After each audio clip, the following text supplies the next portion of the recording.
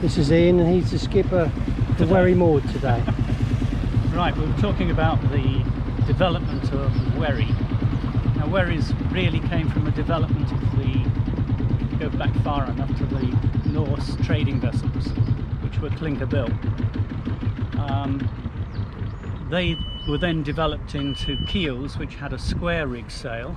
There were two types in this area. You have the Norfolk keels, which just had a large single sail, square sail, and you had the Humber keels, which had a main square sail and a topsail. Then in the 1700s, with the Huguenots coming across from the Netherlands, they had already developed a fore and aft rig.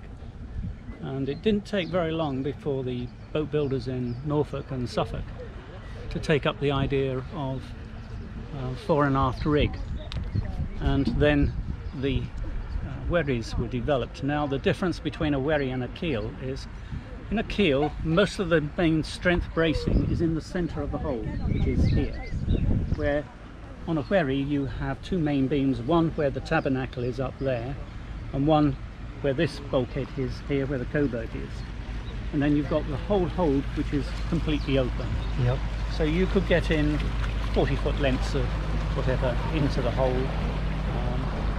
They were a far more efficient rig for going towards windward, although they're not brilliant because it's not a balanced rig. So eventually most of the trading vessels on the Norfolk and Suffolk Broads went over to being wherries. But the keels were still going right up into the late 1800s. And then by the time that the trains and eventually lorries with the First World War, the trade for wherries very rapidly disappeared. Right. At the last few periods, from about the 1900s onwards, the Edwardians tended to use them as holidays, and the wherries were converted from trading in the winter to holiday traffic in the summer. What was their main cargo? Cargoes for wherries in the 1800s onwards, you have to think back that the only other form of transport was wagons. Right. And most of the wagons you were looking at a ton and a quarter over very rough, very poorly made roads. It's rather like the potteries. I mean, at one time they used to use wagons for transferring or transporting the pottery stuff, but there was so much breakage that eventually they realised they could get maybe 40 tons on a barge. 40 tons. And that's the same with the wherries. Northern river wherries were typically from 12 to about 35 tons capacity. And some of these wherries were sailed by one man and one boy, weren't they? Or sometimes no, just I think or you'll probably find two. Is that a myth? Sometimes a man and a wife would do it. Unlike a canal barge, they didn't truly live on the wherries.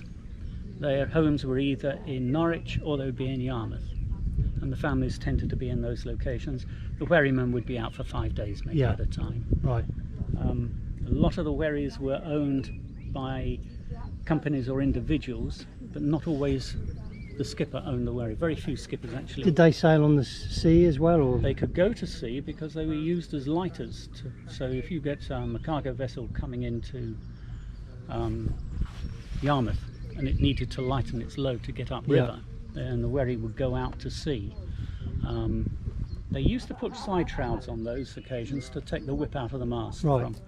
But they would go out into Yarmouth roads and would be used for. And they raced as well, I believe. Yes, they were mainly raced on inland waters, mainly Breydon Water or Barton Broad were two common places. And you were explaining to me the difference between Wherry Maud and Wherry Albion earlier. Well, Wherry Maud was built in 1899, built down at Reedham. And she is clinker built, a traditional form of boat building for this type of vessel. Now Albion was built a year earlier down at Lake Lothing, and it was built by somebody that had really gone over to Carvel building, where the planks butt up to one another, and he was doing a lot of work for fishing boats, and we suspect that that's why he persuaded Walkers, who Albion was purchased by, that they should go over to Carvel construction. Walkers also used to run their wherries up to Bungay and were taking oats and things like this for the brewing industry. You have to go through Gelderston Lock, which is a stepped brick lock.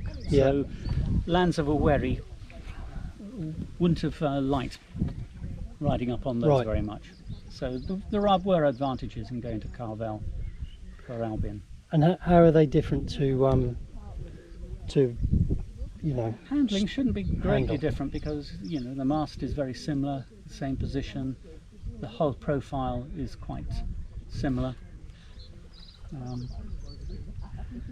Maud has a reputed cargo capacity of about 45 tonnes max, and Albion is about 40 tonnes. Right. And Maud is slightly wider and slightly longer than Albion, but if they were completely loaded up to their original capacity, you're probably looking at a vessel that's over 60 tonnes. Wow. And They'd be loaded right down to the walkways were almost in the water. There's been a lot of ballast put in recently, hasn't there, to improve it? Yes, both of them carry. Albion carries about 11 tonnes of ballast. To improve the way. No, it's for two reasons. One is, yes, to help its sailing, but secondly, the boats are designed, the hull is designed for a cargo. Right. Now, for 30 years, Albion didn't have any cargo in it. All the buoyancy is in the centre of the boat. We've got heavy weight with the mast at the bow and a heavy weight with the rudder on the stern. And the boats were becoming hogged, where all the buoyancy is lifting the centre up and causing it then to completely lose its shape. So about 15 years ago, Albion went up onto the slip. They cut out the wooden keel and put in a steel keel, steel I-beam, and set her back on that. Right. So to give her back the shape that she would originally have had. So now we keep ballast in both boats, basically to try keeping the whole shape and to help with the sailing. Last question, Ian. So we're in the process of raising money for a new tender. Can you just explain what a tender is, why we need it? And well, the tender is this little vessel here, and we need it because today, I mean, at one time, yes, it would have been acceptable to spend maybe 5 days on a trip. Today it isn't. People want to go out for a day and want to go somewhere. In the past times, there have been occasions when Maud and Albion would have set out from Womack and would have got no further than a little way down here all day by quanting with light winds. Nowadays we can get up to Ranworth and back with the use of the tender pushing us. Right. Okay. And plus, if you want to put people ashore, if there's an emergency, you really do need a tender. Okay, thank you very much. Okay.